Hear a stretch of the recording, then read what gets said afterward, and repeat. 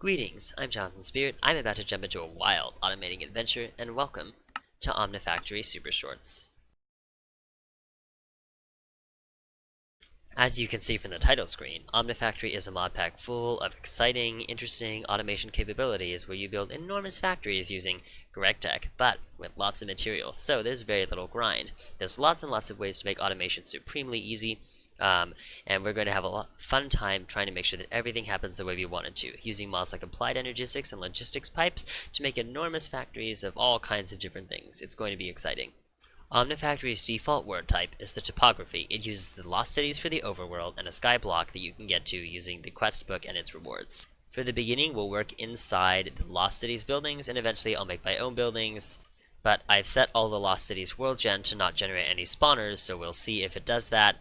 So that I can use it with peace. I'll be in peaceful mode. Omnifactory does completely support peaceful mode players, which is amazing, so I don't even need to install apathetic mobs. But anyway, I just wanted to make sure there's no spawners. They're kind of annoying. Okay, onwards and inwards.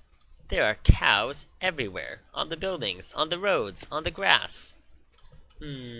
Turning off auto jump.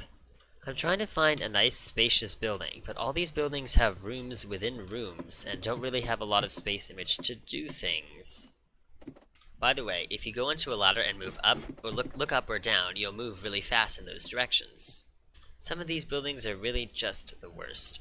This building is reasonable and spacious. It connects into buildings on either side, and those buildings also connect into buildings. So if we broke down all the walls, we'd have a massive spacious area with lots of, well, not that direction, with lots of nice colors. And we also start with a crafting table and furnace, which is especially good, just because it'll make things slightly easier.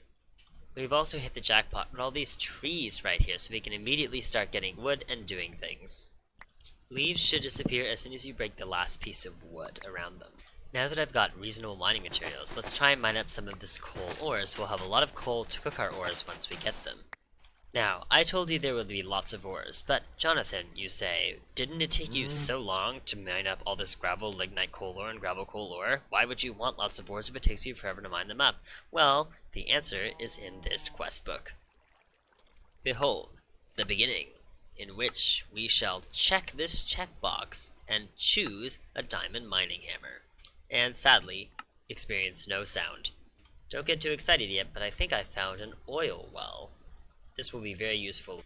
I seem also to have found this oil sands and coal vein full of coal and oil sands. It looks like there's also redstone and ruby over there, which is something I'd very much like to have. Here we've hit an iron jackpot with, I think, some extra copper from malachite. Here we have lots of copper and iron. Unfortunately, it's surrounded by lava, which is annoying, but it's okay. We'll be fine. Put iron around a furnace to get an iron furnace, which smelts things faster, but uses the same amount of fuel.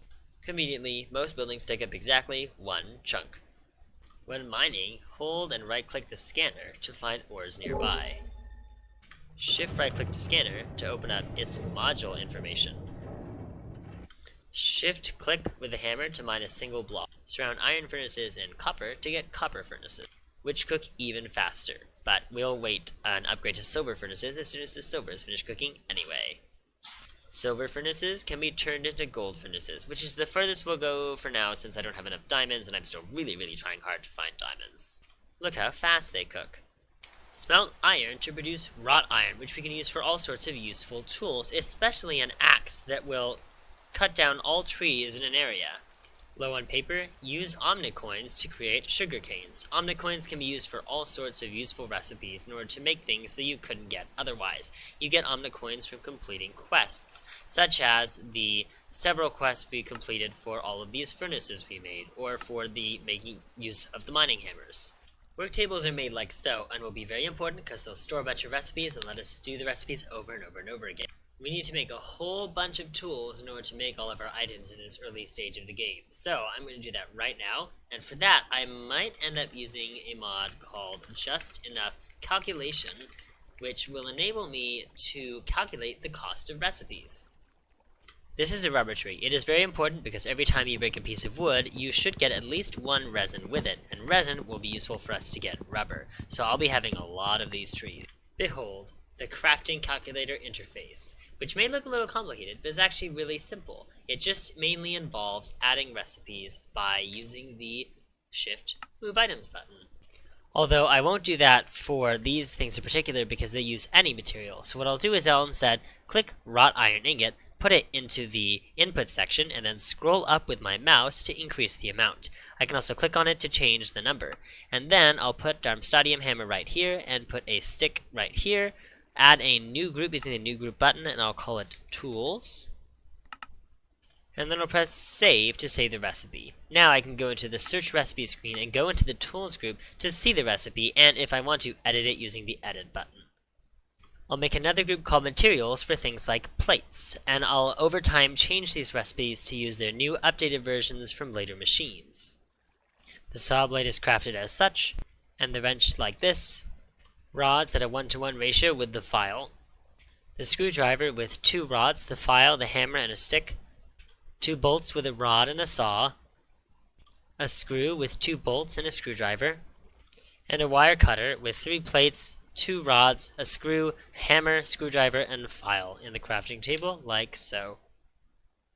Now to create a crafting placeholder that has the crafting of all of these materials so I know exactly how many resources I need. To do so, we open up the label system, we move to the placeholders tab, and we write in a new placeholder, wrought iron tools, and then we press check and it appears anywhere you want it to. So now we go into add recipe, we press add label, we go to the placeholder tab, we pull out our placeholder and put it in the output. And now we can start putting tools into the recipe like so. Now that we have the placeholder for wrought iron tools complete, it tells us we need 33 wrought iron, 4 sticks, and 5 stone. We can also look at steps to see everything we need to do to create it. Unfortunately, right now it doesn't merge the steps, but if we update to the latest version of Just Enough Calculation, which I'll do as soon as possible, it will merge all the steps. Get a wrought iron axe to mine a bunch of trees all at the same time. Let's see if it works with the ones I have here, or if they have to be closer together. But they will be soon when I reset the way I'm doing my tree farm. Anyway, for now, that's it for today's episode. Next episode, I'll probably start making primitive circuits and start producing power and maybe even machines. They'll look like this. They'll be a bit complicated, but it's going to be fun. As always, if you have any feedback, I'd love to hear it. I hope you enjoyed, and God bless you all.